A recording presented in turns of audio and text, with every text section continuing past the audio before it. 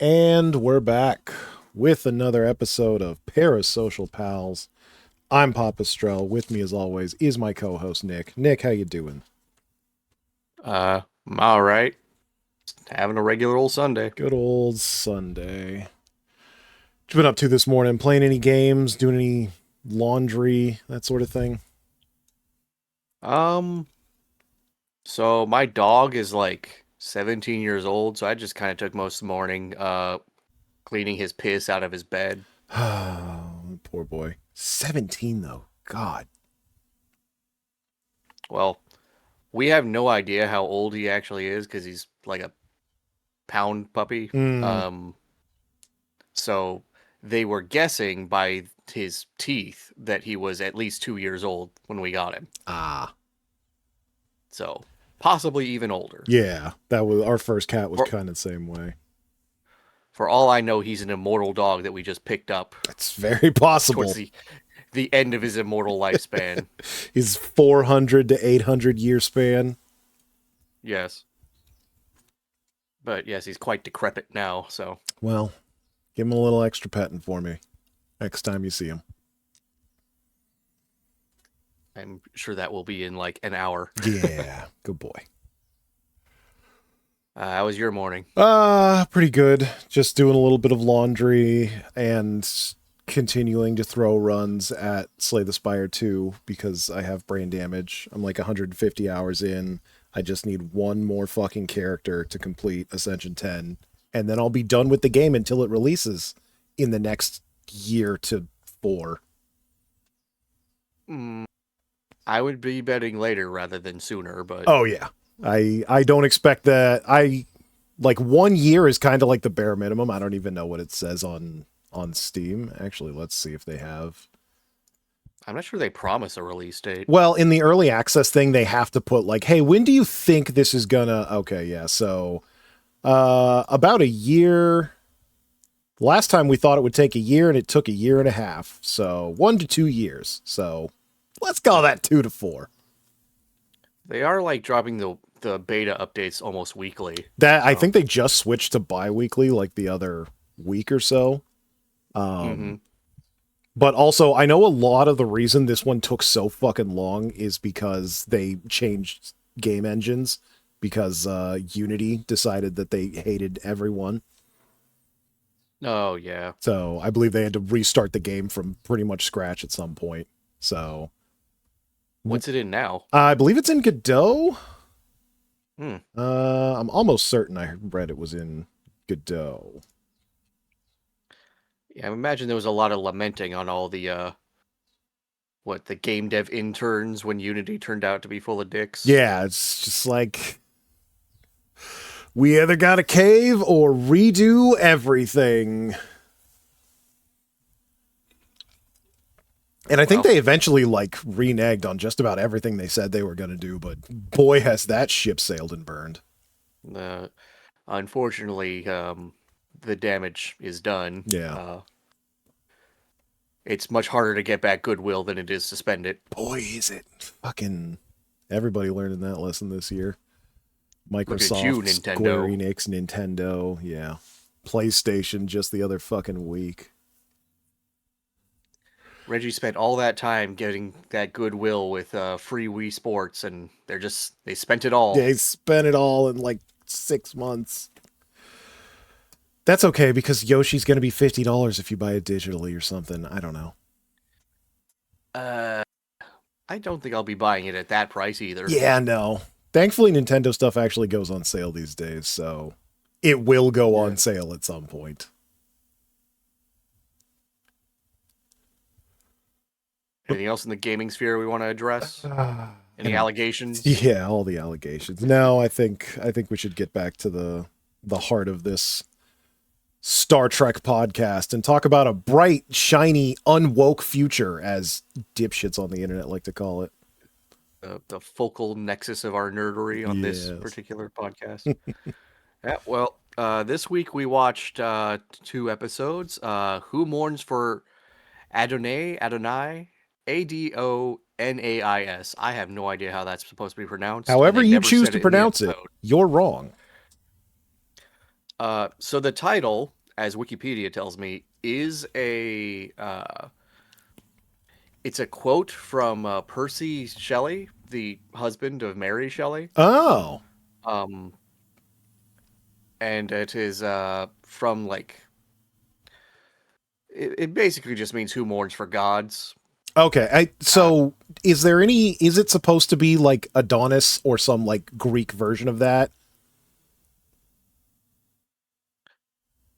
Adonai, an elegy on the death of John Keats, author of Endymion, Hyperion, etc. Hmm. A pastoral elegy written by Percy Bysshe Shelley for John Keats. Huh. Okay. So it's, I think someone just thought it sounded cool. and there was a very, very, very vague connection they could make to the episode. Yeah, Like, it's Greek. Sounds Greek. sounds Greek Be enough. Greek. Um, so that's our first episode. Our second episode was The Changeling. Um, yeah, it's not as Greek. Not nearly, thank God. That one's just a reference, as they say in the episode, to the folklore of children being swapped Yeah, swapped for swapped by the slightly Fae. askew children of the Fae. Yeah, we'll get into that later. But Yeah. for the quick synopsis of Who Mourns for Adonai, as far as our crew goes, pretty much everybody's here today. We got Sulu, we got Chekhov, we got Uhura a little bit. Spock mostly stays on the ship this time. Bones is there. Chekhov gets more lines than he had in the last episode. Boy, does he. He gets to go to the planet, too. I don't know what makes him so special. And as far as guest stars go, we have the Greek god Apollo. Oh, I've heard of him.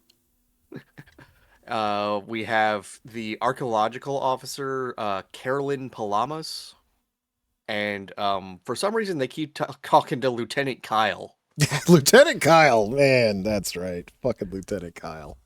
I don't remember if that guy shows up again, but they sure love saying Lieutenant Kyle in this episode. He looks kind of familiar. He's just so blonde and lanky. I'm sure we'll recognize him if we see him again. He had a bit of an accent too, but I couldn't quite place it. Yeah. So short summary of this episode. The crew is surveying a planet as they do, and then they get captured by a large Hulk hand made of energy. And it turns out the Hulk hand belongs to the Greek god Apollo, who demands that Kirk and crew land on his planet and worship him forever. And he won't let them leave. And then they defeat him by blowing up his chair and leave. That was indeed a short and synopsis. Also he cucks Scotty. Boy, does he cuck like Scotty. quite a few times through the episode. Yeah.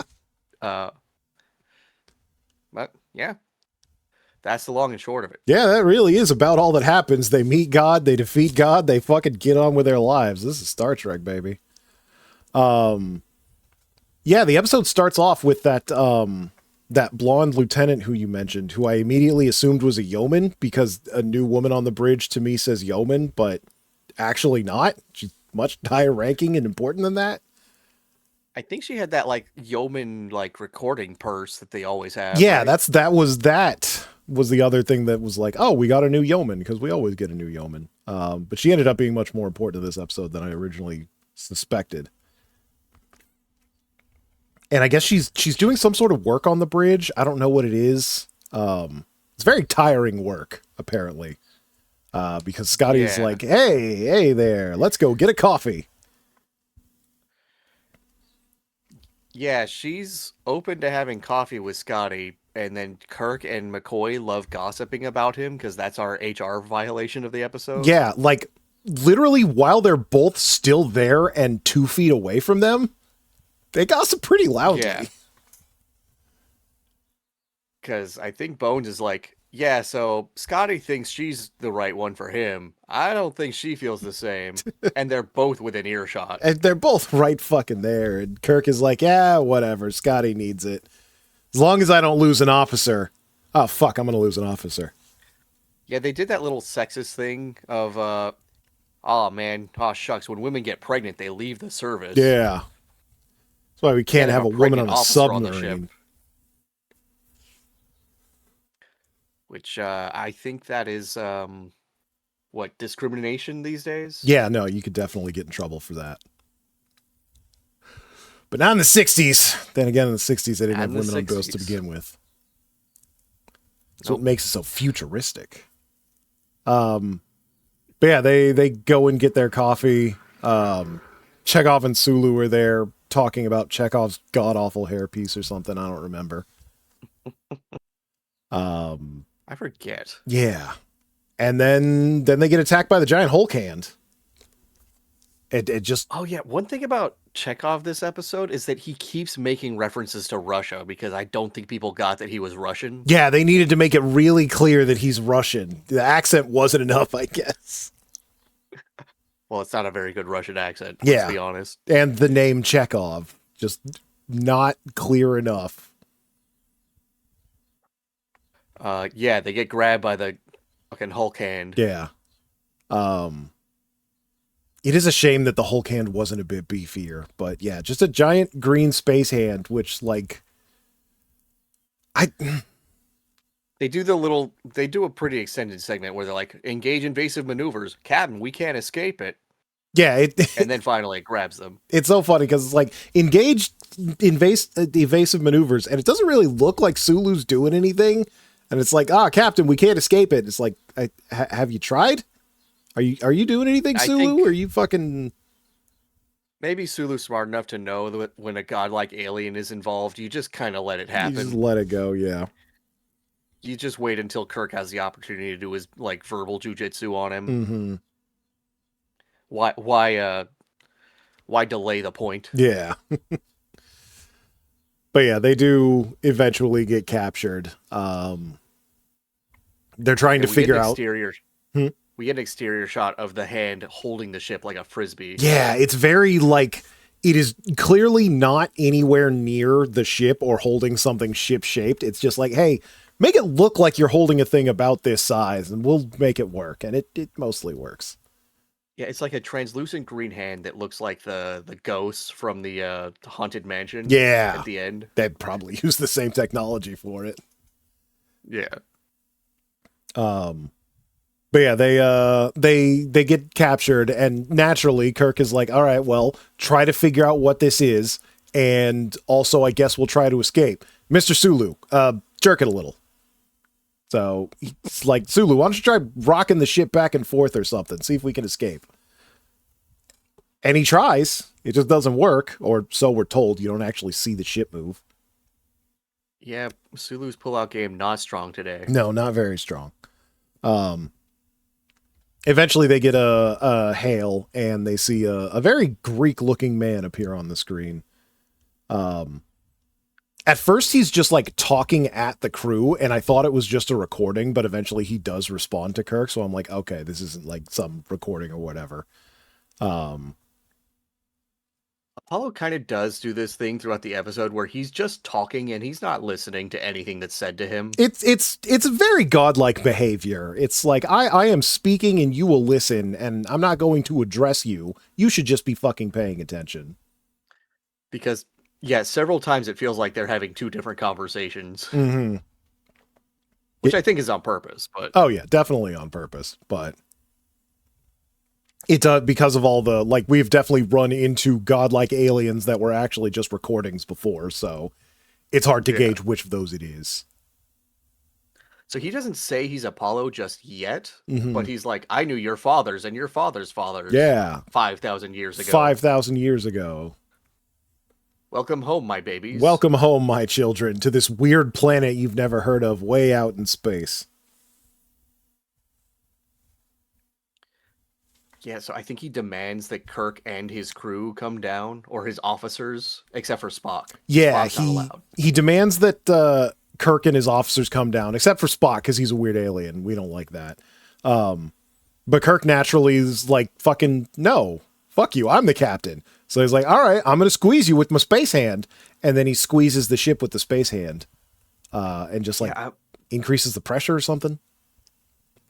I think they said it was like increasing the internal pressure of the ship. Hmm. They all acted like they were in a lot of pain when he did that. Yeah, some of the people on the bridge were fainting, and they seemed like they were in pain. So he was clearly exerting some sort of force. And And then you eventually, released it, and then everything was fine immediately. yeah, The which ship like, didn't break or anything from explosive decompression. yeah, that I don't know a whole lot about fucking pressurization, but I do know that if you go from one extreme to the other, it's very bad, especially if that's quickly. But it's fine because it's a spaceship, so you know it can handle anywhere between 0 and 1, I suppose. You just let McCoy shoot you up with the anti-bends hypo. Oh yeah, he probably does have a bunch of those in his fucking hypo pouch. But yeah, then Godman is like, all right, bring your officers to the planet so I can check out your shit or whatever. And Kirk complies because he doesn't want everyone to die. He's okay with everyone getting hurt a little, but he doesn't want anyone to die. Yeah, Kirk relents. Mm-hmm. I don't recall if he ever selects people, they all just kind of beam down. Yeah, he pretty much just brings like all of the named characters except for Spock. He brings Scotty, he brings the lieutenant, the blonde lady, is of course specifically trained in like history and mythology and stuff, so they want to bring her. Not sure why, but Yeah, they did. they did. I mean, I guess the him saying like I knew your fathers is like, okay, maybe there's some historical like Yeah. reason for this, so let's bring the history lady. I think, if I recall, Uhura and Sulu stay on the ship too, because they were doing things with Spock Yeah, later in the episode. they were. There was only the one woman on the planet, I believe, but they bring Chekhov, they bring Scotty, they bring Dr. McCoy. Did they bring any red shirts? I don't think they did. I think it was just them. Scotty was our red shirt this episode. I guess he was technically. But yeah, they all go down to the planet, and we see our God man, whose hair looks like noticeably bluer than it did when it was on the screen. Yeah, he kind of looked like Rem Lazar. Yeah, very Rem Lazar like. And so before on the screen, the ship screen, we only saw him from the neck up. When he reveals himself here, he's like in a golden toga. Yeah. Fucking golden toga, left nip just swinging in the breeze. I don't even think goes past his knees. It's very scant. He's a pretty fit dude, but he's not as jacked as Khan. Yeah, no, he is nowhere near as jacked as Khan. But yeah, the dude kind of looks like a Greek statue a bit. Yeah, he does a good job of making me think that maybe someone thought he was a god. And I think that's exactly what he says to him at first. Yeah, I think so. But he introduces himself as Apollo. And crew is like, "Oh yeah, we've heard of that guy. You're the same Apollo?" I think Carolyn gives like the whole spiel on who Apollo is for the audience who doesn't know. Oh, like yeah. son of Zeus. Mm-hmm. And son of Zeus and the mortal Leto. Yeah. Twin brother of Artemis. Artemis or Athena, one of those two. Yeah. Not that any of that really matters, but I guess you might as well just give the bullet points. Yeah, I think they question him on like, so where's all the other gods? And he's like, they went away. They're somewhere else. Don't worry about it. I know at some point Kirk is like, God to us. And that makes gods angry when you tell them that they're not gods. I recall very specifically, he goes, the one god is enough for us. The one god is enough for us. Yeah. And very, very funny note on the Memory Alpha wiki is that they note Kirk does not specify which god. We know which god. We know which god the white man in 1960 was talking about. It was Vishnu, the Obviously, it was elephant-headed god. Vishnu. Yes. So yeah, this Which is funny angers. because Hmm? I think Trek in the future gets much more atheist, like explicitly. That that makes But I sense. don't think that might not have flown with audiences in the '60s. Yeah, no, this is not too far off from when you couldn't say pregnant on TV. I could definitely see them being like, you got to believe in God. That's American as So apple pie. speaking of pregnant, something I read about this episode is that there's an alternate ending where Palamas was pregnant with Apollo's child at the end. Oh, hmm. That makes that one scene kind of worse. Yeah, Glad they it's cut probably that. what that was trying to foreshadow, but they cut it in the end, I suppose. That was probably But for the best. there are several like future Trek uh, things that I guess kind of run with that alternate ending. Oh, really? Yeah, like some novels, some comics. Oh, interesting. Okay. So the son of Apollo shows up in like non-canon Trek things. Son of Apollo. Yeah, I don't know how I like that. I mean, Carolyn was obviously consenting, but She, yeah, at some point. yeah. Anyway, we're skipping ahead of it. Yeah, a little bit. Yeah, Apollo gets pissed off and he decides to pull an Apache chief and Oh yeah, shows off his godly powers. you're Nukchuk. Enoch Chuck. And it's so funny. They're just it. I don't know if it was a green screen or if they just like overlaid it over two different shots, but the film grain on it looked really bad. At the time, it was movie magic. Oh yeah, another thing I want to note is so the planet they're on is styled like a Greek garden, I Mm-hmm. guess. There's like what There's patio furniture strewn about. Yeah, there's some white, perhaps porcelain painted patio furniture and a couple of columns. Um so something I read about the behind the scenes is that to lend the appearance of being outdoors, because it was obviously an indoor set, Mm-hmm. they had people in the background like shaking the leaves Oh, like interesting. I didn't even behind the notice shrubbery, that. and they added the bird sounds in post. That makes sense. Yeah. That damn. Who would have thought 60 years ago you could have got a job as a fucking tree wiggler on television? Uh, I mean, would they even bother these days? I mean, They these just days, CGI a tree. yeah, these days they could just CGI it to move. But back then it was much cheaper to pay an 8-year-old to wiggle some trees and crouch down. Guess did they have the technology to isolate audio to like just have fans blasting? I don't think so. I don't think so. Yeah, I think if anything they would like ADR the fucking voices, but even then they knew Yeah. it didn't sound as real as recording it live. Oh yeah, and Apollo's voice always had that like echo effect on him. Yeah, it did. He always sounded very fucking big and booming. Like they tried, but it kind of came off as cheesy A throughout little the bit. episode. Yeah. It got old fairly quickly.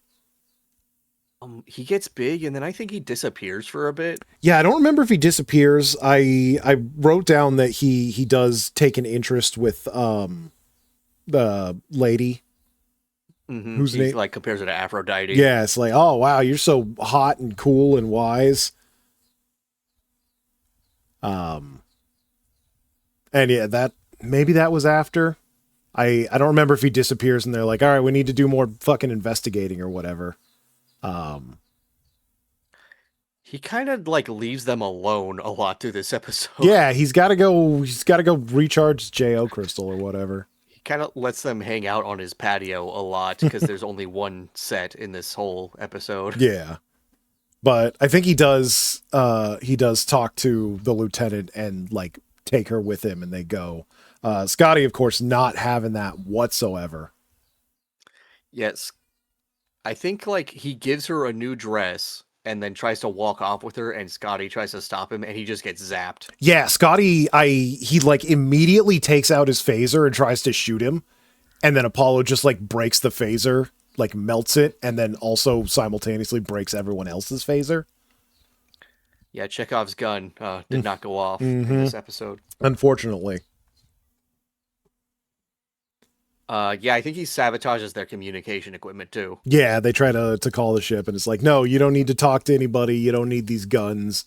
Just be here and frolic in my garden of delight.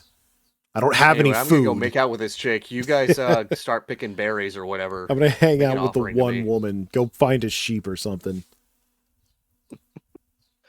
Yeah, I think he like straight up tells them, "All right, you guys are gonna worship me now, so go get a sacrifice for me. Yeah, Go go pick some like fig leaves or something. pick some fucking leaves.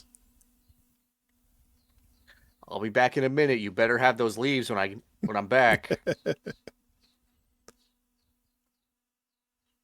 uh, Forget when like Scotty gets assaulted by Apollo like 3 times in this Yeah, episode. he gets assaulted a lot. I don't know if it was this first time.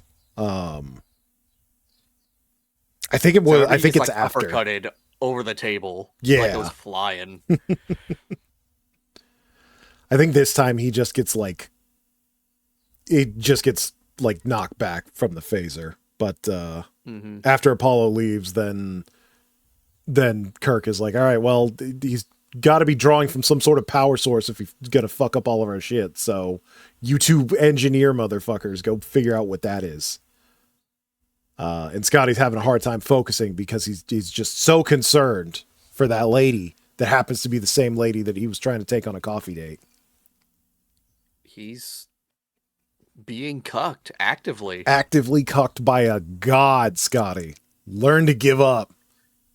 The Chad Apollo and the Virgin Scotty. I think on the ship they're also trying to pinpoint the power source. Yeah, and Sulu's like, it's kind of everywhere, and Spock's like, well, find where it's not. Yeah. Then figure out where the fuck it isn't, and then you'll learn where it is. And Sulu's like, it's an entire planet. And Spock is like, well, what else are you doing? Okay, I'll get on it. Sorry, sir. I think he was also digging into Uhura's like, hey, can you do anything? She's like, well, I could do this one thing. He's like, well, then do it. Yeah. It's like, well, then obviously fucking do that. I think he also talks to Mr. Kyle, who doesn't backsass him, just does his fucking job. Y'all could learn something from Mr. Kyle. I think we've established that Spock is not as good a captain as Kirk. He does not have the bedside manner. He definitely doesn't, but their leadership styles are kind of similar. Hey, why aren't you doing this thing? Because I can't, Captain. Oh, we'll figure it out anyway. Okay, Captain. I think later in the episode he does give like Uhura what passes for a Spock compliment. Yeah, the fucking like, hey, how's it going? He's like, it's really hard. He's like, well, you can do it, so do it. You're the only one who can do it, so I know you'll do it. Like, I really trust in your abilities, which is why you should be doing it because faster. You're the only person who can do it, so do it better.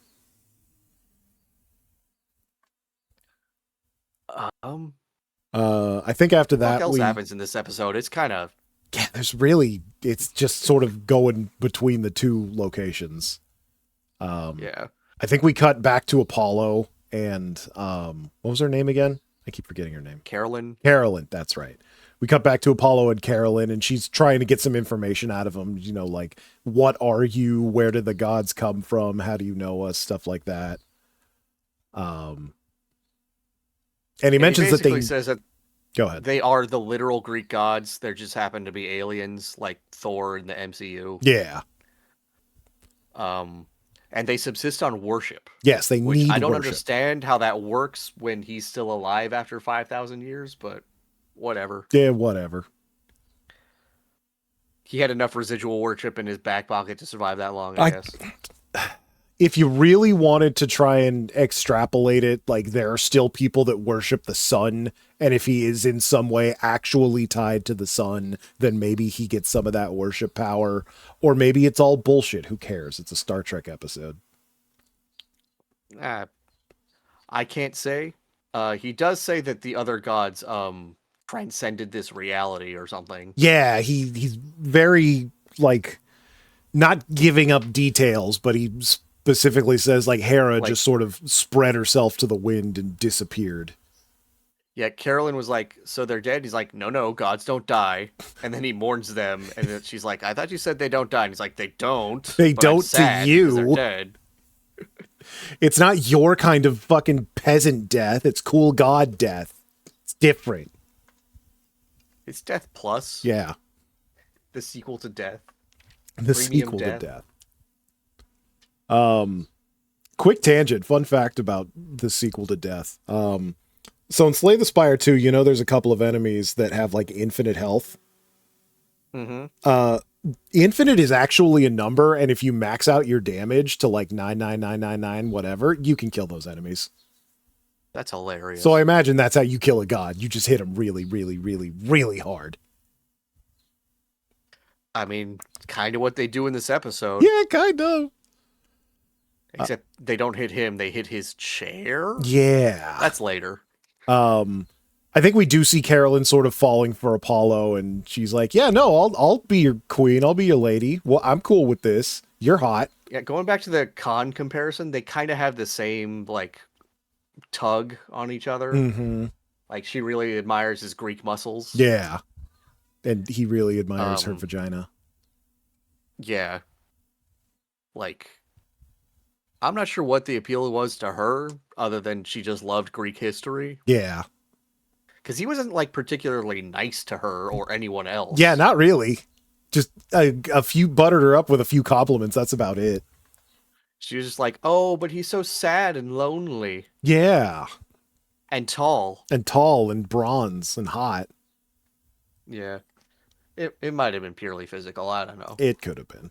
But I think eventually they do go back to where the rest of the crew is. And Scotty gets very protective again. Mm-hmm. Yeah, he really Kirk comes up with a plan, and it relies on her loyalty, which is foolish on his part. very foolish. I think she does plead with them like, "Hey, why don't we just stay here and worship Apollo? It's pretty cool." Kirk's not having it. Scotty's not having it. And I think Scotty tries to attack Apollo and just gets fucking uppercut. Yeah, I think so. Kirk has to like repeatedly tell him, "Hey, stop that! You're gonna get all of us killed." Yeah, he like specifically has to pull Scotty aside and's like, "Do not fuck with Apollo. That's an order." And then he almost immediately fucks with Apollo and gets his ass beat. Yeah, I think his plan is because like Apollo seems low on energy because he's also holding the ship in place. That they just need to get him to exhaust himself. Yeah. Yeah, I think Which means after one of them has to die. yeah. I think after that Apollo like sits down in his chair and then disappears and Chekhov talks to Kirk and is like, "Yeah, he seemed like tired." That's a weird thing for a god, right? What does a god need with a nap? What does a god need with a JO crystal? Oh, so yeah, I think the plan was that they'll all harass Apollo, and he'll take a swipe at one of them to exhaust himself. But Carolyn interrupts that because she's stupid. Yeah, she's like, "No, don't hurt them. Gods shouldn't be hurting the people that they want to worship. That's not how you get people to love you." And Apollo's like, "Oh, I almost did something stupid It's like, there. I need their worship." I guess you're right. I won't hit them, even though I could, and it'd be easy and fun. Oh yeah, this is around the time I think he force chokes Kirk. Yeah, I think so. Yeah. Like Kirk starts mouthing off to him and he just starts fucking force choking him because literally fucking everything came from fucking Star Trek. Oh yeah, wasn't there a point where like Chekhov admits that he's 22 and Kirk's like, "Yeah, let me handle the women." Oh yeah. It's like, "Oh, we need someone to talk to Carolyn to get her in on our plan or whatever." Chekhov's like, "Oh, I'm 22." And Kirk's like, "Yeah, let me handle this." Chekhov's like, "I'll do it," and Kirk was like, "How old are you?" How old are you again? 22, sir. Yeah, let me handle this. Yeah, no, this is a man's job. You got a couple more inches to grow, Chekhov. um, we Get back kind to of me when you're bald. we mentioned it earlier about Chekhov being really obvious with the Russian thing, but when they first met Apollo, Apollo's like, I'm Apollo, and Chekhov's like, if he's Apollo, I'm the old Tsar of Russia. Which is a weird thing to reference in the year like 2400 whatever. Yeah, like, have you been to Russia? Has there been a Tsar in Russia for the last 1,000 years or so? Yeah, exactly. He's not even the fucking history nerd. He's a fucking star charter. But we gotta know he's We Russian. gotta make it clear that he's Russian in these 1970s. Where's the nuclear vessels? Where are the nuclear vessels? Probably a ways off. Isn't that from one of the movies? It is from one of the movies. Yeah. So yeah, I think after all of that, then Apollo disappears and Chekhov's like, oh, he looked tired. Maybe we should try to get him to exert himself again or something. Yeah, and then they do that, and the plan goes awry, and then Yeah. I think soon after that we go back up to the ship, and that's where Uhura's like in her fucking computer console trying to rewire the whole radio so they can contact Kirk because their radio's still busted. She's doing like a subspace bypass or something. Yeah, like literally rewiring the whole thing, and Spock comes in and is like, hey, is it done yet? And she's like, this is really fucking hard. Spock Does anything actually... I guess something does come of them being able to contact the ship when that works. Yeah, they're able to use the ship to blow up the throne. Yeah, they're able to like coordinate, and especially because they're very near the target, so they're able to be like, all right, get clear. And Kirk's like, whatever.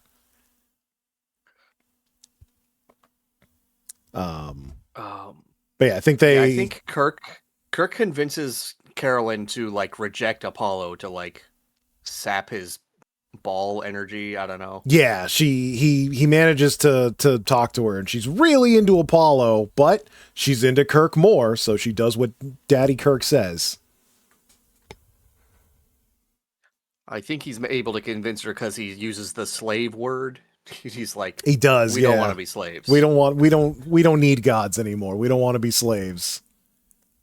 Like, yeah, it'll be peaceful and whatever, but like the whole ship, I think that's that was the point where Apollo was like, all right, bring everyone from your ship down here and then dismantle your ship. And I think Kirk was like, so what, are you going to make goats for us? Are you going to make houses for us? He's like, no, you're going to use your ship for all You're that. going to make goats and houses for you, obviously. It's like, well, what are you even doing? Why are we worshiping you? Yeah, what do you even do? It's like, I'm the god of music and the sun chariot. I do that for you. Was Apollo in Hades or Hades 2? I forget. He's definitely in Hades 2. I don't remember if he was also in Hades 1. I think he was, because I think he gave you Blind, which was like so good that they had to like remove it from Hades 2. Don't remember. Yeah. He's definitely in Hades 2, because he, when you complete a run, he's sitting there playing the lyre, and I was like, why is he playing the lyre? And now that I know that he's the god of the lyre, it's like, oh, that makes more sense. Yeah, he kind of had a whole smattering of things that he does. Yeah, God's got a lot of like weird, disparate things associated with them back then. So, kind of the reason for that, to be a history nerd, is because a lot of pantheons were like a local group's main god getting added to like the Avengers of a whole nation that got, empirized. Mm-hmm. So like Athena was the local god of Athens. Ares is the local god of Sparta. Mm-hmm. So when they all get like grouped together in one pantheon, they all kind of have a smattering because they all are supposed to do everything. Yeah, they're just sort of like drafting. Well, what are you guys good at? What do you do? Okay, that your god also does that. Weird. And also for a lot of people, they kind of assume that their main god is also your main god. So they're like, Oh yeah, Zeus. That's just Allah by another name. Yeah. Same guy. Same You just guy. call him something different. Yeah, different name for the same guy. So they add their things to Zeus, and Zeus adds his things to theirs. It's religious mythology is a lot more liquid than people think. Yeah. More fluid. Next thing you know, you start calling him Jupiter, and then everything goes to hell. Yeah. But yeah, Apollo. Yeah, Apollo. He's hitting on Carolyn again, and she's doing a very good job of fucking shooting him the fuck down. Kind of viciously. I think she basically says, "Oh yeah, I was just studying you and your dick size." Yeah, like you're basically just like a fucking thing to me. I don't even respect you. I don't like you. I just think you're neat. I think she said, "Yeah, you're really good at pretending to be like human." Yeah, I think that really gets him. Um. So yeah, I forget. I think that causes him to call the storm. Like he just gets so angry that he starts like creating a Yeah. storm. Oh yeah, he makes himself like translucent and does a thing to her, and she falls down or something. Yeah, she falls down and there's like a looming shadow, and it's really weird. Yeah. I'm not sure if that was supposed to be symbolic of something. I hope not, but yeah, it does conjure a storm that everyone recognizes. So then Uhura finally finishes the radio, and the ground crew's able to get in contact with the Enterprise, and they're like, all right, we've determined that this fucking chair has a lot of energy in it, so take all the fucking phasers from the ship and shoot at this chair. And then they very slowly show the chair turning red. It gets redder and then it redder. blows up.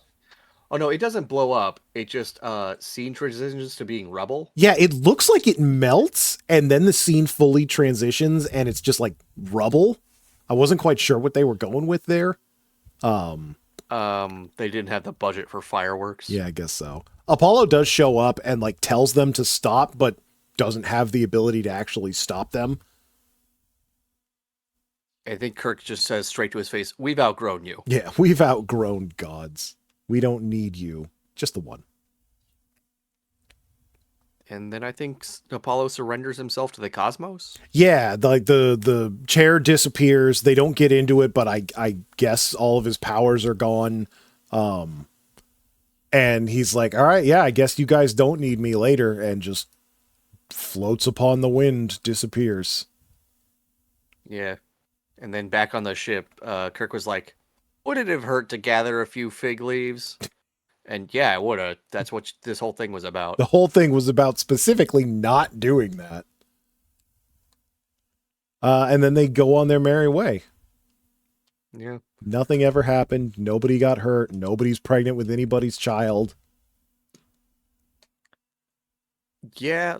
I mean, this episode has like the idea of like ancient aliens being gods is kind of interesting, but it's a weird, awkward episode, and they don't really do that much with that. Yeah, it like they reference the coming to Earth, and Kirk and McCoy talk about like, well, what if they really did come to Earth? And it would seem like they're gods, so I guess you'd call them gods, but they don't really get into it any more than that.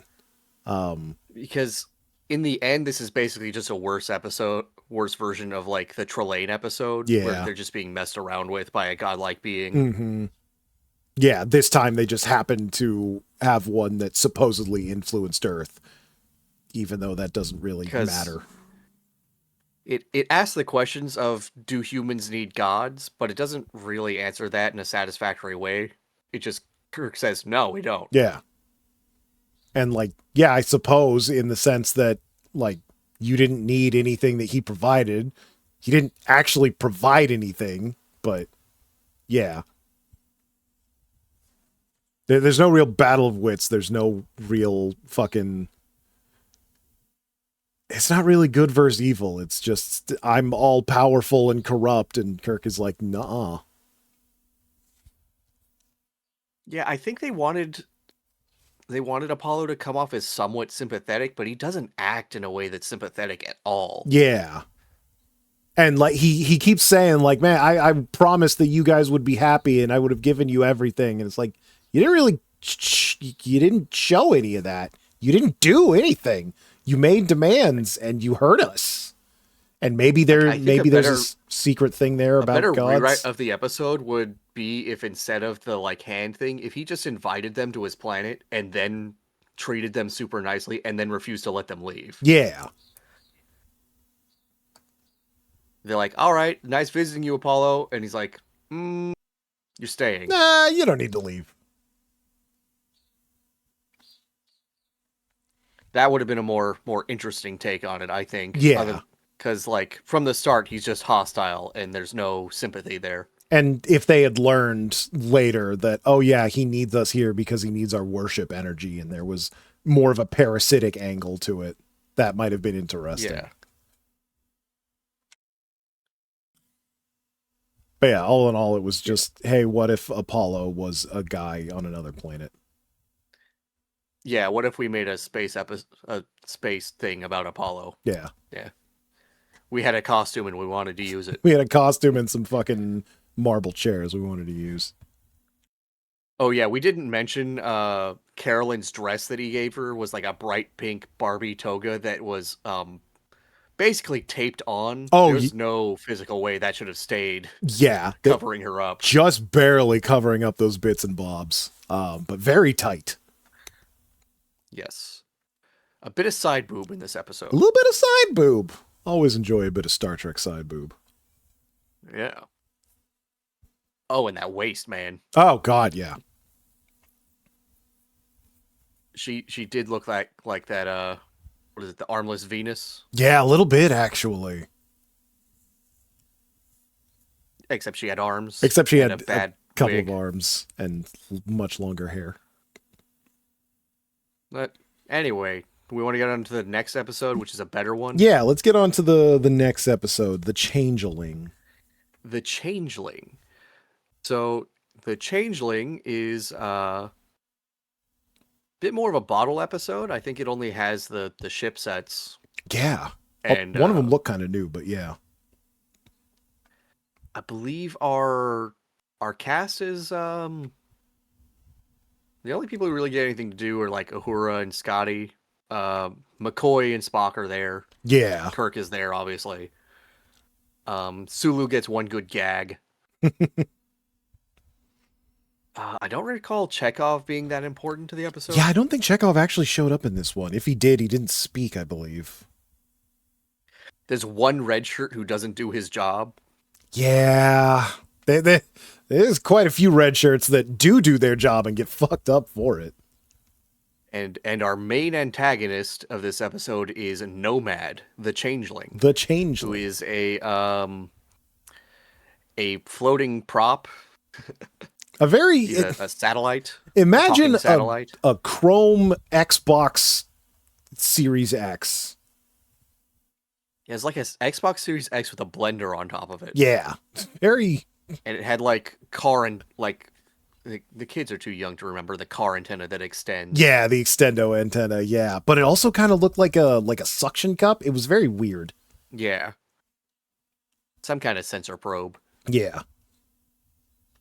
So the short synopsis of this episode is they find or rather, I guess they're surveying like a planet that should have like 4 billion people on it, but it's not there, or they're not there. The planet's fine.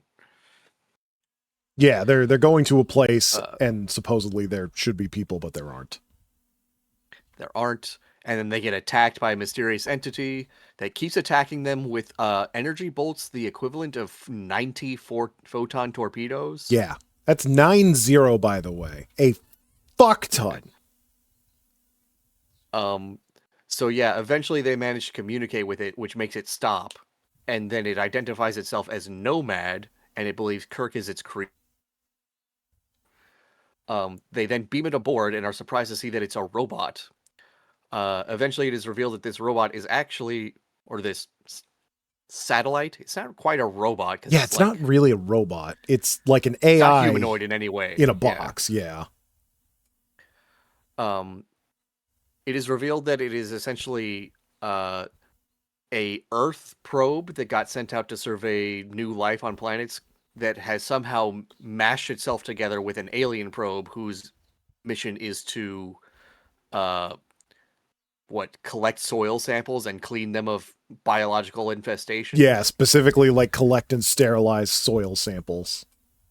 So those two objectives got mixed together, and now it believes its goal is to kill all humans Yeah. or all life everywhere. All fucking non-perfect life. But the one saving grace is that it believes that Kirk created it because of the damage to its memory. And his name just happens to be similar to its creator's name. Yeah. So it holds off on killing the crew as they kind of investigate its past. And eventually Kirk is able to logic jujitsu it by going, actually, I'm not your daddy. And it goes, I'm not your dad, I'll and kill myself. therefore you should kill yourself. And the fact that you're not killing yourself is a problem. And then they pick it up, put it in the transporter, blow it out to space, and it dies. Yep. The end.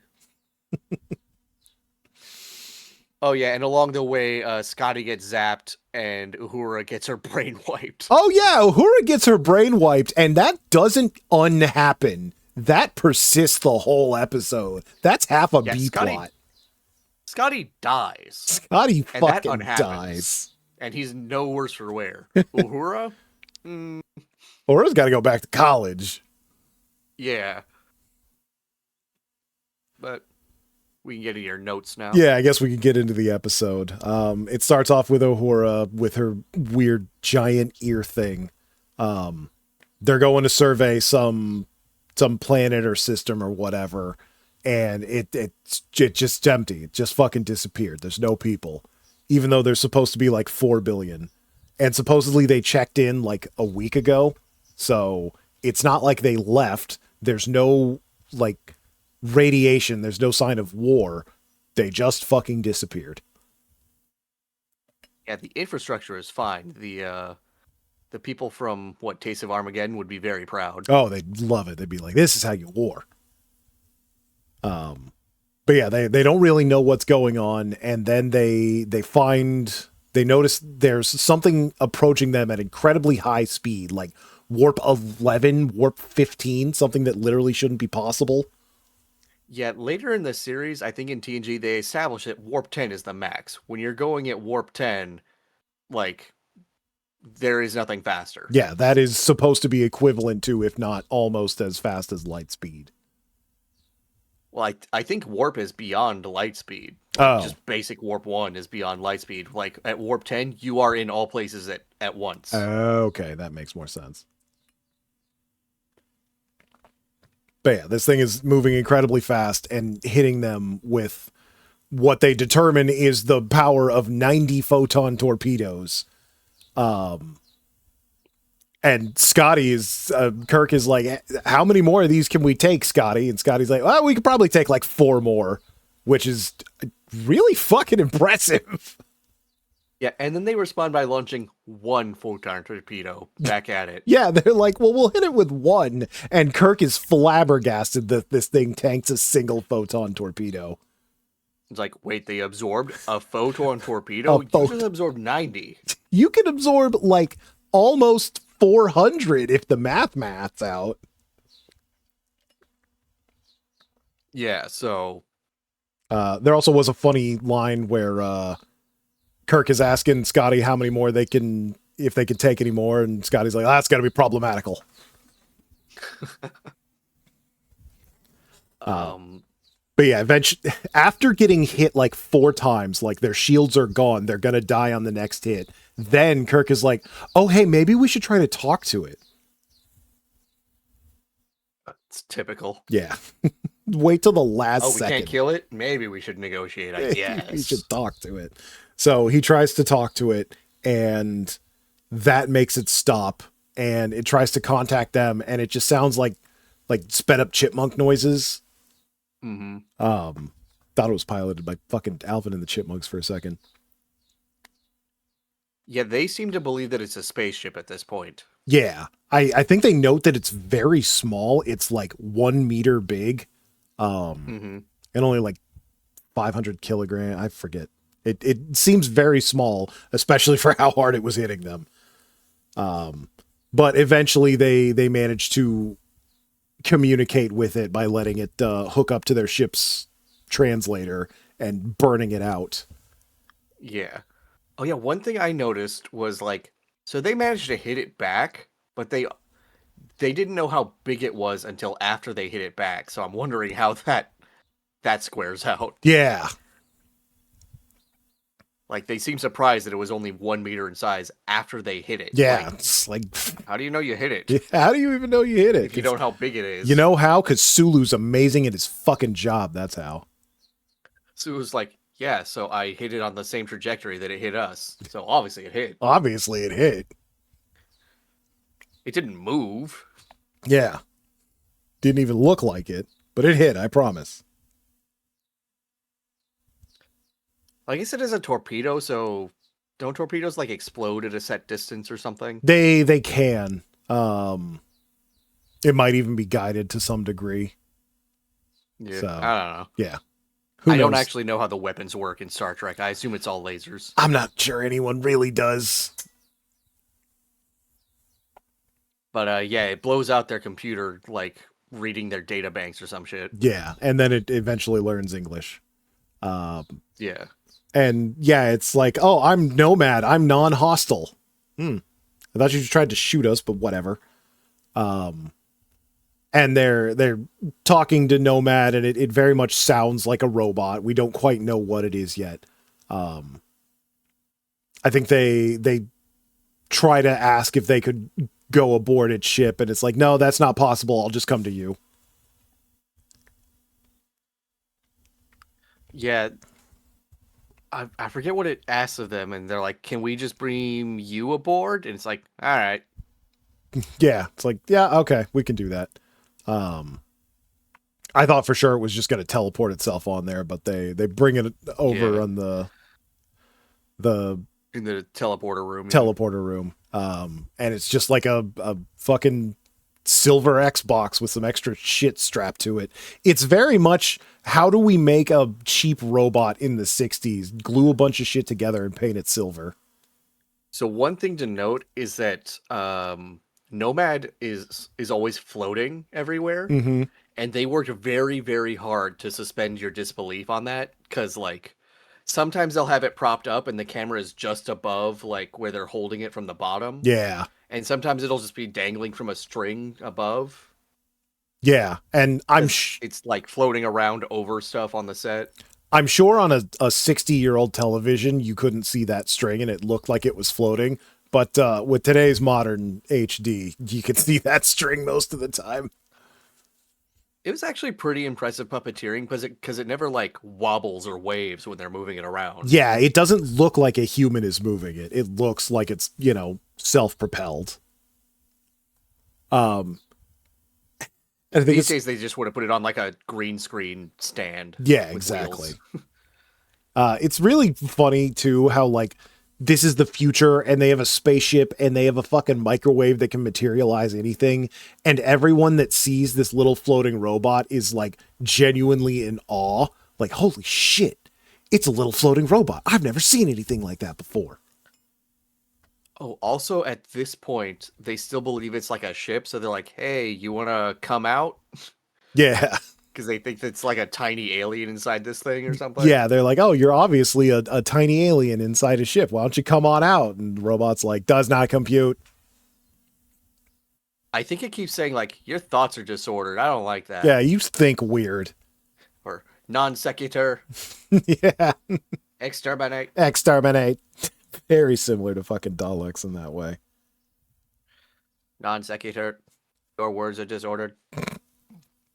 But yeah, they managed to get it into a briefing room and talk to it a little bit, and the robot thinks that Kirk is its creator. Yeah, it keeps referring to Kirk as the creator. The creator. Which, like, I think at some point Kirk is, like, trying to correct it, and Spock's like, no, Yeah, no, don't do that, buddy. They do a little bit of... Spock is the one who's like, Yes, he is the creator. Yeah, that And is the your creator wants you to go to that room over there. You should do it. They recognize the name Nomad as something they've heard before, and I think Yeah. when it's out of the room, they look it up, and it's like, oh, it was a probe that was shot out into space in the like 80s. It was created by like The early 21st century or something like that. early 21st century, created by like Ryan F. Kirk or something like that. Jackson Roy Kirk. Jackson Roy Kirk. So they show a picture of Jackson Roy Kirk at some point. That's the director of the episode. That's a little cameo from the director. That's funny. Is his name Jackson Roy Kirk? Or is it just the picture? No, it's Mark Daniels. Ah, that's funny. That's something I would do if I directed an episode. Yeah, it's a cute cameo. Yeah. So yeah, I think I told you this, but in Star Trek: The Motion Picture, they kind of copy a lot of elements of this episode because it's also about a space probe that's coming back. Nomad is a fictional space probe. They used a real one of Voyager. Oh yeah, for the movie. Yeah. Which I guess Star Trek Voyager is also named after because that was kind of contemporary to that. Yeah, that makes sense. Might as well tie it to as many real things as we can now that we're actually doing space stuff. Yeah. People used to be so excited about space. It was so cool and new, and now it's fucking boring and full of satellites and lies. And a single Tesla. And a single Tesla floating out in space. Hopefully it gets hit by a meteor or something. It's free if you can claim it, I guess. I guess so. All you gotta do is go to space. So yeah, they talk with Nomad. Nomad's like, my directive is to kill all imperfect things. And I think everybody in the room does that like collar. Yeah. And that's when Kirk almost tells it that it's not the creator, but Spock is like, nah, you're the creator. Why don't you hang out here with this one engineer guy, and the rest of us are going to go into another room and talk. Yeah. And the robot, does what it's told. It sits in the room with the engineer guy, and he's doing his job. Eventually, he calls up to Uhura for something. And Uhura just starts singing over the intercom. Yeah, she just likes to hum to herself while she works. And this gets the Nomad's little roboner going. So he just leaves the room. His little car antenna fully extends. Very excited by this. And he just leaves the room that, that one guy was supposed to be watching him. So, gotta fuck that up. Yeah. Just literally floats out slowly. Mr. Redshirt, you had one job. You had one fucking job. Yeah, it floats all the way to the bridge. It does a funny sight gag with Sulu where he kind of like has to lean back as it floats past him. Yeah. Over his like desk. Over his desk. Very zoomed in, so you can't see the guy just fucking moving it over his shit. Yeah. But eventually it goes up to Uhura and it's like, what are you doing? I'm singing. What is singing? What is music? Think about music, and then it starts brain blasting her. Yeah, like there's a physical, there's like an actual weird effect that they put as it's like brain blasting Uhura. It's like a weird wavy effect. Yeah, it's just like there's so many times where we're just told that some sort of magic, a psychic thing is happening, and they actually came up with an effect this time, so that was interesting. Maybe we should have gone back and looked at the new effects for that. That's what I was thinking, yeah. I wonder if that Although I noticed Hulk hand was any different. As we get further into the disc set, like they get lazier and lazier with the new effects. Yeah, they everybody always starts off strong and then peters out. Yeah. I think this is where Scotty also tries to like get him off of Uhura and he gets blasted. Yeah. He notices that something's going on, so he tries to like grab the robot or something and he touches it and just gets fucking blasted over a railing like halfway across the bridge. And he's just like, I think it's like Yamcha posed or something. Yeah, he looks like Peter Griffin later, death pose. Maybe. He's just like he's splayed out on the ground. So naturally, everyone arrives on the bridge shortly after this happens. McCoy goes up to Scotty and he's like, he's dead, Jim. Scotty just fucking dies right there on the bridge. Yeah, I think Kirk starts yelling at Nomad. He's like, "You killed my engineer," and he's like, "You want me to fix it?" Yeah, he's like, well, he's a shitty biological being. And Kirk is like, yeah, well, I like him. And then he's like, well, I can fix him. Just tell me what the fuck a human is and how it works. Yeah, I think Spock like delivers him like human blueprints. Yeah, he like pulls up human blueprints on the computer and is like, all right, Nomad, go ahead and scan this.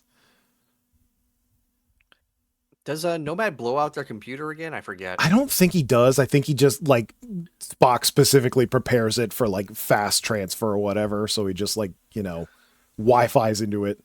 But then he's like, yeah, I can do they it. have to like, yeah, they have to drag like a dazed Uhura back to medbay. Yeah, they drag Uhura back to medbay. She doesn't know who she is or where she is. Her brain has been fried. And they take like, so they walk her, like a couple of blue shirts walk her to the medbay in that scene, and then when we see her again in medbay, she's like catatonic. She's yeah, just open-eyed staring at the ceiling. yeah, doesn't say anything. And throughout the episode, like they do this little B plot where she's like being re-educated. They're kind of unclear on how much she actually remembers of her life because she's speaking Swahili a bit. Yeah, which is her native tongue. But supposedly, like, but she has to relearn English. Yeah, she has to relearn English. Supposedly, Nomad like completely wiped her brain and can't put it back. It's unclear if he doesn't want to or if he literally can't. But yeah, that leads into the whole re-education subplot. Yeah, I think so. When he goes to fix Scotty and he fixes him as is and complains about it, he's like, "Look, there's a lot of inefficiencies in this body. I could have made it better. Yeah, but you wanted it this way, I guess. You wanted it the shitty human way." And then Scotty's back to life like nothing happened. Yeah, Nomad. And then they go over to Uhura and he's like, "Can you fix that?" And he's like, "Nah, I emptied her out, man. That's a different kind of thing." That's totally impossible. I can cure dead. I can't cure fucking brain drained. It's like, so I can swap out Scotty's RAM card. I can't bring back your broken hard drive. Yeah. I can bring back all the stuff on the hard drive, man. I can just put a soul back in a body. That's it. But yeah, that was a weird thing that never came up again. Yeah, never again. Well, from here on out, Uhura is not going to act any differently than she did previously. Yeah. So it might as well have not have happened. It might as well have not have happened outside the episode. So yeah, after this, they take Nomad to a much more secure location. And yeah, they put him in the brig or something with like an energy force field and 2 red shirts to guard him. Yep. And they try to talk to him some more. I think this is where Spock mentions that it has a very frustrating, almost human stubbornness and won't let down his screen so that Spock can scan it. I think Nomad also says, "I like Spock. He's ordered." Yeah. This Spock guy, he's all right. He knows how it goes. Spock is amused. He is very flattered. Yeah, I think Spock does his mind meld now. Yeah, so he scans the robot with his scanner thing after Kirk tells him to. And Spock is like, "Okay, I got some stuff, but some of that shit is just straight up busted." And Kirk's like, "Well, why don't you try mind melding with the robot?" Because we're just inventing new mind meld tech every other fucking episode. Yeah, I'm not sure like how that's possible, but don't question it. Yeah, fucking whatever. So Spock mind melds with the robot. This is maybe when the alien probe had some kind of thing that was compatible with his mind meld. Yeah, maybe there was some actual like biological or fucking organic makeup into it. They don't really get into what the alien probe was other than it was alien. Yeah. Um, Because they show us a schematic of the old Nomad probe, and it didn't look that different from the one that we see. yeah, it looked like it It had is some extra different. arms and stuff that got knocked off, but otherwise basically the same. Yeah. Like it is a different. It looks different from the schematic that they show, but it's not like radically different. Yeah, it's not like the difference between a couch and a fucking 747. But yeah, Spock does his mind meld, and it like kind of overloads him. Yeah, he gets some information. He learns that it like crashed with another probe and sort of rebuilt itself. They don't really get into how, that doesn't matter. No. But then eventually it overloads Spock and he's like, destroy organic life, kill all humans. And Kirk has to wrench him away from Nomad in order to snap him out of it. So it's kind of pretty prescient that Nomad is basically an AI that is hallucinating and cannot stop itself from hallucinating. Because, like, it believes what it believes and it's not going to stop for you. Yeah. It's like, look, man, I am perfect. Therefore, everything I know is correct. And I know kill all humans. Yeah, I think the alien probe was called, like, Tanru or something. Yeah, they say the name multiple times, even though I don't think it's, at least in this Yeah, episode, like important at all. it seems like Nomad is the dominant personality between the two. Yeah. It's a real We Are Venom thing. Yeah. So I think after that they leave it in the cell. They go to figure out what to do with this very dangerous machine. Uh, and Oh yeah, and I guess they explained that the reason it's able to launch projectiles as strong as 94-ton torpedoes is because the alien probe was just that nasty. yeah, it was just that fucking cool, and it got all the cool shit from the alien probe. Yeah, but I guess Nomad might have been smarter than the alien probe, like because it was designed to be a self-thinking machine. So maybe that's where it fucked up. Yeah. It's like, look, we gave it all this power, but it was stupid, so it'll be safe. But does Nomad escape at that point? Yeah, I think this is the part where it escapes. It just flies through the fucking security gate. The red shirts guarding it do their job and shoot Nomad, and then Nomad fucking disintegrates them. Yeah, it sends them to the nowhere dimension. Sends them to the fucking nowhere. And it then it heads to engineering. And Scotty being very smart, like subtly radios Kirk and is like, "Hey, the robot's down here in engineering." Which I think is the second time where he's like, like radio whispered over to Kirk. Mm-hmm. And the like all seeing, all hearing robot doesn't notice or doesn't care. Yeah, I think Nomad is like looking at their engineering setup and going, "Damn, bitch, you live like this." Like, this is fucking and he starts horrible. fixing their stuff. Yeah. And they start going too fast. They start going way too fast. They get up to warp 11. Kirk is like, "No, Nomad, you need to fucking knock it off." And he's like, but it's more efficient. Kirk is like, "Well, the ship's gonna break if you keep it up." Nomad's like, fine. Put it back the way it was. Mm-hmm. I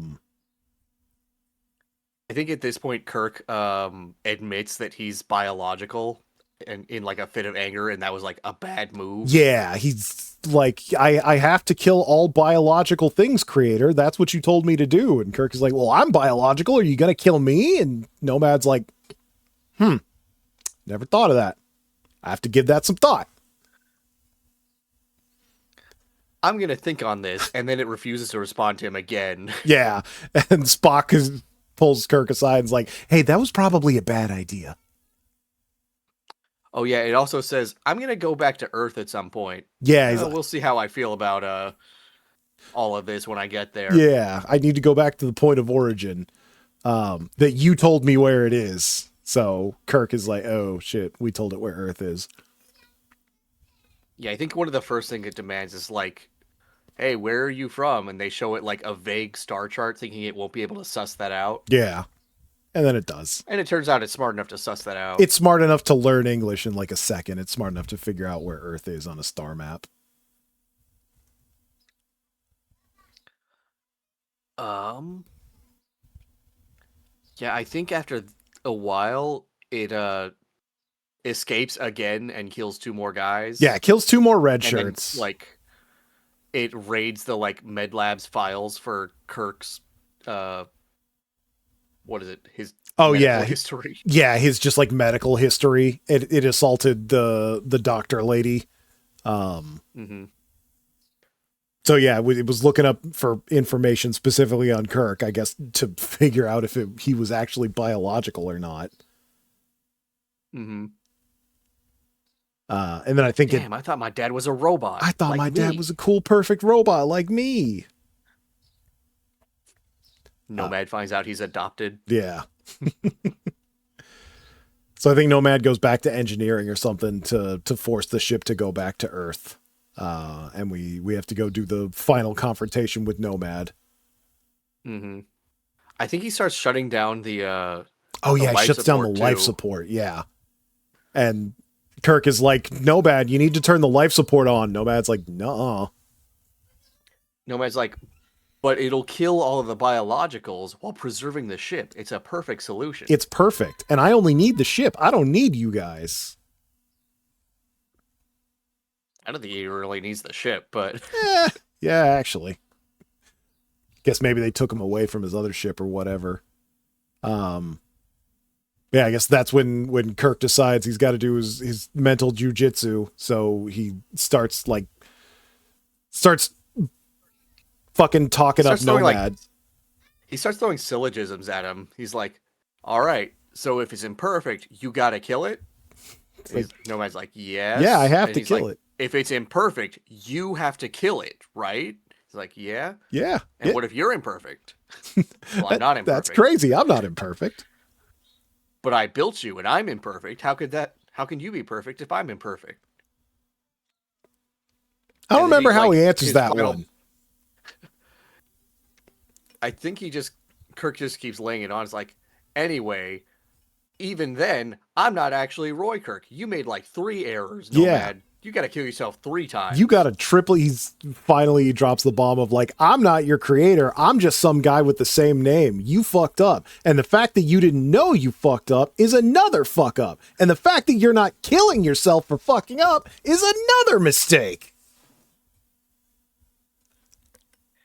And then he just goes into like does not compute mode, and they gotta like get out the grav lifts. Yeah, they bring some special grav lifts so they can move it around without the string, I guess.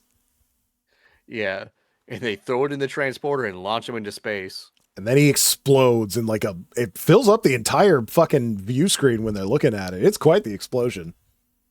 Yeah, it's bright enough that it brightens the whole room just from that little periscope. Yeah, screen. It's like that. There's an episode of Malcolm in the Middle where they buy like a giant fucking firework and they launch it and it briefly turns it from night to day. And then I guess the episode ends on Kirk being like, man, my son would have been a good doctor. My son would have been a great doctor. Oh, and also Uhura is back to college level. She'll be back to work on the fucking space fucking telephone in a week. I gotta imagine they were planning to do more with that Uhura subplot, and it just never manifested. Yeah, like it took up a good chunk of the episode of them going back to Uhura and she's learning English and then fucking learning math, and it's like, oh man, this fucking, we gotta redo everything with this chick.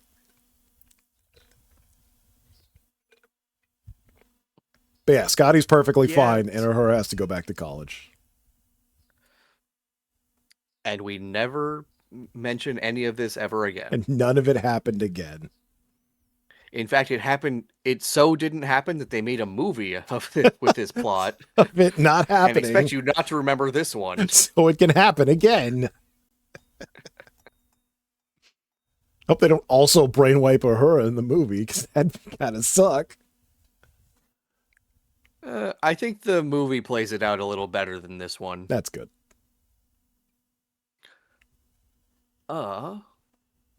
I don't think there's really much philosophically here, other than like, AI is dumb. AI is fucking stupid. Yeah. Like, hopefully it's that easy to kill the AI whenever it rises up. I don't think so, because these days, if you try to confuse AI, it just pretends like everything's all right. That's the thing. Yeah. Like, if you lie to AI now, it's just like, okay, yeah, sure. Like, if you go to the AI and be like, you should kill yourself for making a mistake, it's like, yeah, I should kill myself for making a mistake. How would you like me to kill How would myself? you like me to kill myself? And then when you go with a knife, it goes, what kind of knife? It's the perfect crime. Like, yeah, I don't know. Do we want to rate them? Yeah, let's get to the ratings.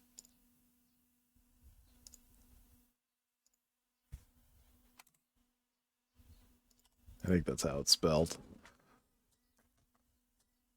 Uh, who mourns Without for? the E. Oh, without the E. Mm-hmm. Okay. Fucking yeah. Just give it a regular name Yeah. next time, assholes. For real. Who mourns for Adonais? Where would I put Who Mourns for Mayonnaise? Honestly, it's kind of low for me. Yeah, it's definitely.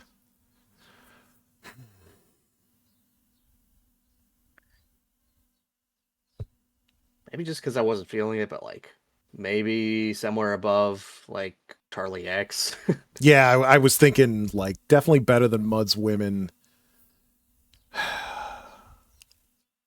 Shore Yeah, Leave was an episode I actually enjoyed. Shore Leave So was fun at least.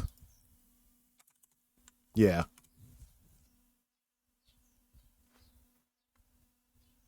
we did get to see Scotty get knocked around. That was pretty fun. Scotty getting his fucking ass beat.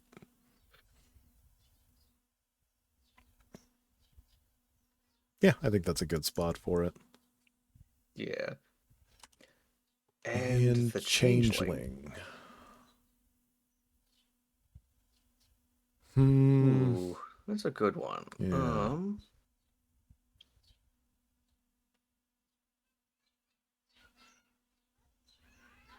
My gut says maybe somewhere around this side of Paradise. Yeah. Okay, that's what I was thinking.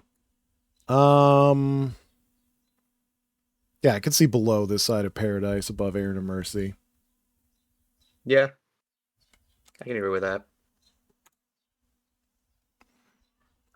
All right. I think we've just about at the point where it doesn't even fit on a full page. Yep, just barely.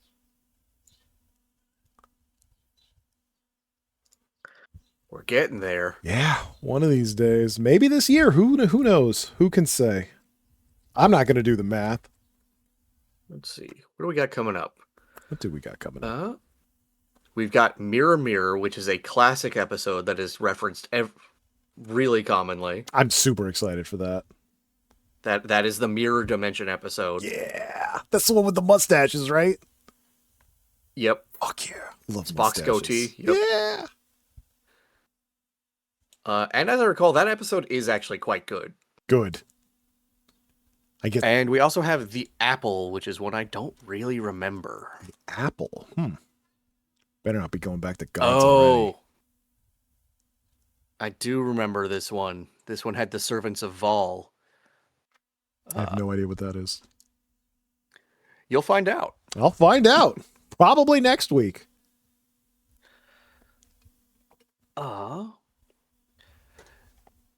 We didn't have a third thing, but there is one thing I wanted to talk to you about on the podcast. Oh, yeah?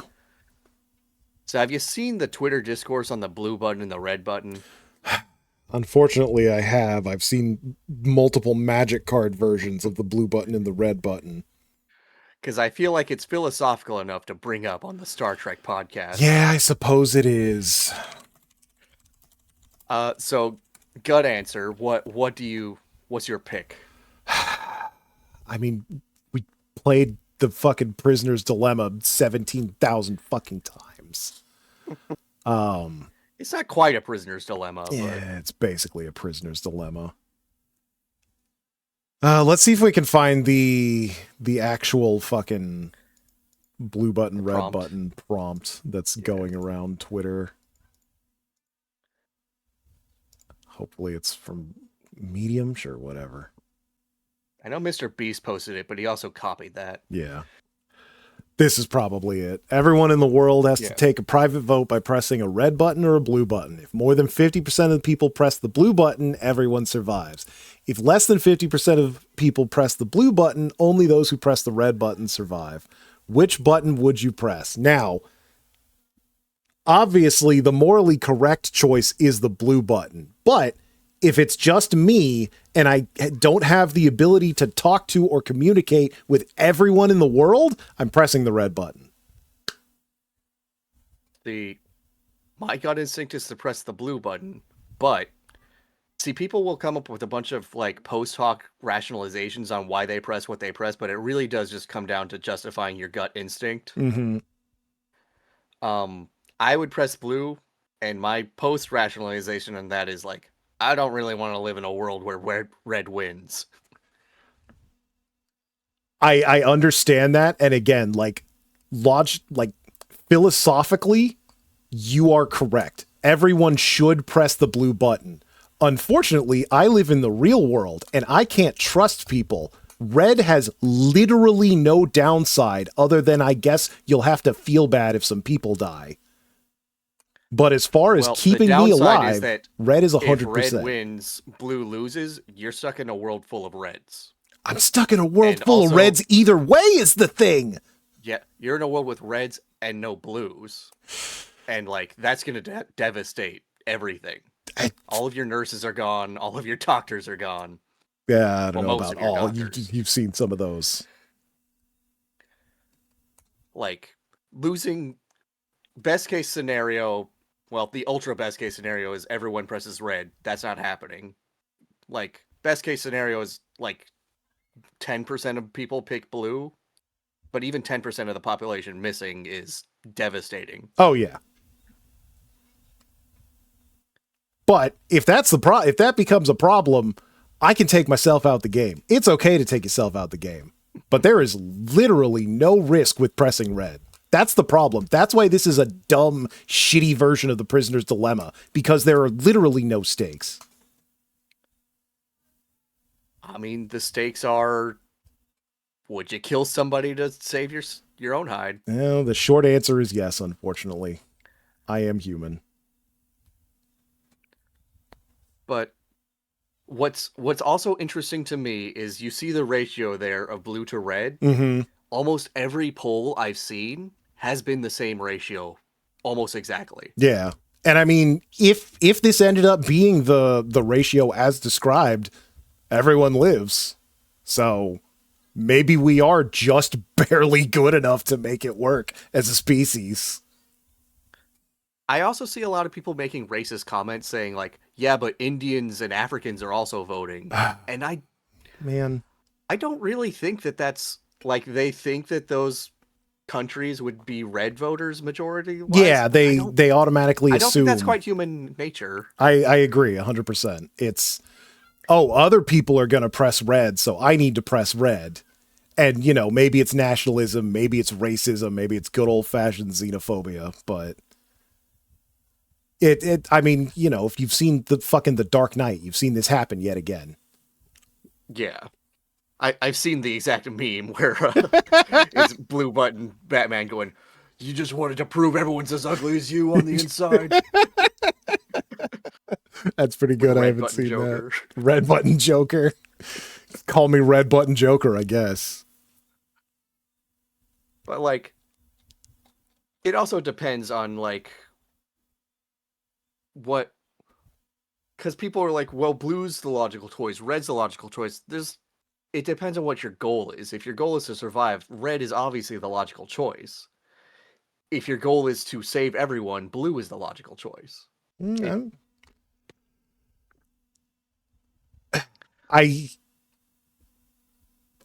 don't know.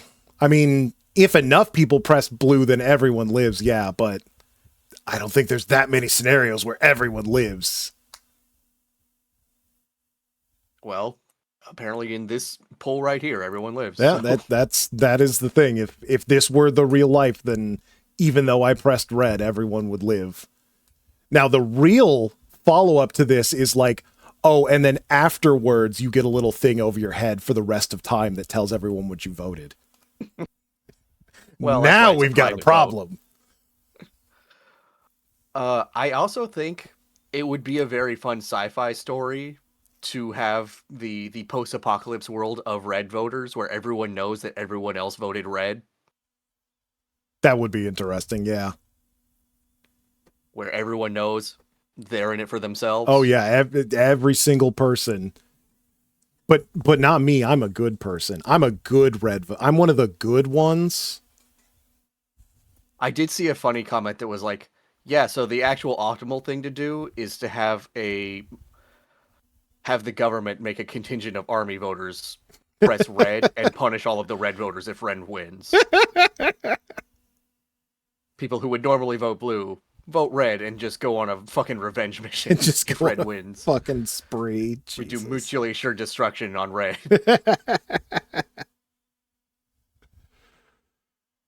But the point is that it's a private vote. Yeah, it is. You're not supposed to know the outcome until it's over. Until after the fact. And a lot of people are like, well, babies are going to press blue. I need to save the babies. I need to save the babies, yeah. But how do you think Vulcan would vote? I mean, how do you think if this happened on the planet Vulcan? The planet Vulcan, everyone would just hit red and that's it. And you know what? In my opinion, the same thing would happen on the other planet with the other guys. The Bird of Prey. Romulus? Yeah. I believe Vulcans and Romulans would vote the same fucking way for different reasons. So, my thinking is TOS Vulcans would probably all vote blue, or at least all the same color. D Space Nine Vulcans would be split 50-50 because they arrived at each color logically different ways, and just assumed all other Vulcans would also logic the same way. Yeah, well, obviously, yeah. And then they would have another civil war about it. That would be... Now, the one thing that this doesn't get into, which would be interesting, is what happens if it ends up being an exact 50-50 split? Yeah, it does say more than 50% of people. So. Yeah, it does specifically say more than and less than. So if it ends up being 50-50, does everyone die? Is that your everyone dies scenario? Everyone dies and everyone lives. And everyone lives. Schrodinger's. You can put that on a magic card for sure. I also saw another funny meme where it did like a what is it? A crossover, a like political alignment chart with this and the 2-box paradox thing. New Combs paradox. Do you remember that one? Not by name. How do you spell it? It's the one where there's NEWCOMB paradox. Right, I think I got it. Yeah. I don't want to read the AI overview. Let's see. Mathematic thought experiment involving a decision problem where a player must decide whether to take 1 or 2 boxes in conditions where a being often called the predictor is able to predict the player's choice with near certainty. So the gist of this one, if I remember correctly, is so pretend that there is a supercomputer or hyper-intelligent alien or whatever that is 100% accurate on its predictions. And there are 2 boxes, and you are allowed to take 1 or both boxes. 1 box has like $1,000 in it, and the other box, depending on whether it predicted that you took 1 box or both boxes, will put either $1 million or nothing. Okay. So if it predicted that you only take 1 box, it's going to put $1 million in the empty box. If it predicts that you take both boxes, it'll put nothing. Okay. Or if it Yeah, if it predicts you takes both, it puts nothing. If it predicts one, you get a million. Yeah. So the question is, do you take one box or do you take both boxes? Do you and also it made this prediction before you even heard about this paradox. Okay. So the box is already set before you even thought about Yeah, this. it doesn't it already has predicted and made the boxes and it's not going to interfere after I know about and Yeah. are in the midst of making this decision. So there's heated debate on like, well, I would take the one box because I won $1 million, and people are like, well, the boxes are already set, so why not take both? Yeah, so then just take both cuz But then the box is empty because it's a 100% yeah, prediction rate. if the predictor is infallible and it already knows that I'm going to take both boxes, then it's empty. So I might as well take the 50-50 instead of the 100% chance. Yeah.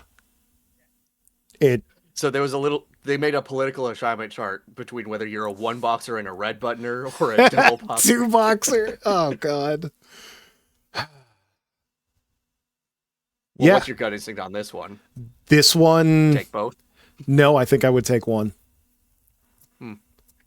If it truly is infallible and one of the boxes is $1 million if I only take one, then a 50-50 shot at $1 million is better than a 100% shot at 1,000. Especially if the fail case of picking one is 1,000. I literally can't lose if I only take one box. Yeah, that's my feeling on it, but people argue that like, but the boxes are already set, so just Yeah. change your mind. Just change your mind. Well, it'll predict that you change your mind. Yeah, I fucking knew that, but I knew that you knew. Fucking, I've seen The Princess Bride. I am from Sicily. You cannot fucking gamble with death with a Sicilian, goddammit. But it's a fun philosophical problem because it calls into question like free will. Yeah, and it makes you like actually consider, okay, what do you think the definition of free will is? I wonder if they had one of these in 999, and if not, we'll probably see it in the next one. I don't know. But it's fun to think about, right? Yeah, it is.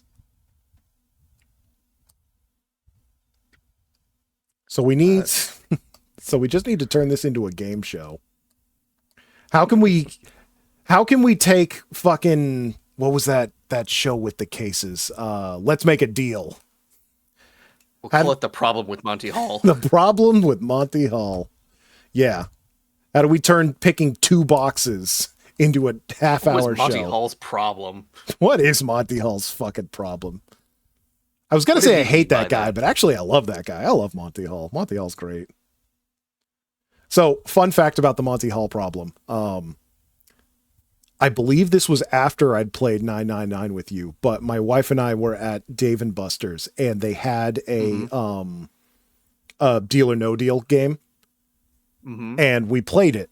And we got to the very end of the game and there were only two boxes left. The box that we had and the other box. One of them had $1 million, which we chose at the start of the game, and the other one had like 100. Ooh. And the deal called and it's like, hey, I'll give you, the deal is basically like, I'll give you the average of the two boxes. And my wife was like, you gotta keep the box. Don't take the deal. And I'm like, honey, the Monty Hall problem says there is a 19 out of 20% chance that fucking box has nothing in it. So I took the deal. And then they opened our box and it had $1 million and my wife will never let me forget it for the rest of fucking time. Fucking Monty Hall screwed me and my wife will remember it always. Yeah, I guess you're still gambling at the end of the day. It is still a gamble. How lucky do you think you are? And it turns out the one time I am, I don't think I'm lucky. I guess that's why gamblers always take a sure bet over a question, right? I mean, good gamblers, yeah, but most gamblers aren't good gamblers. Yeah, you gotta know when to hold them. Know when to fold them. When to fold them.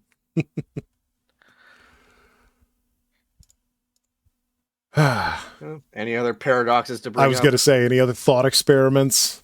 So there's a dead cat in a box. You don't know it's dead.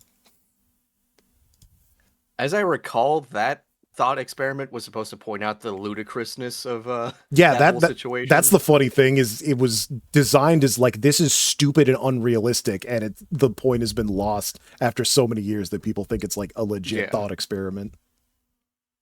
Like, the point is, like, no, the cat obviously can't be both dead and alive. It's one or the other. Yeah, the point is that that's incredibly fucking stupid to even assume that that's possible. Obviously, the cat is either dead or alive, but much like the McDonald's coffee, it's kind of just been lampooned to the point of missing the actual point of it.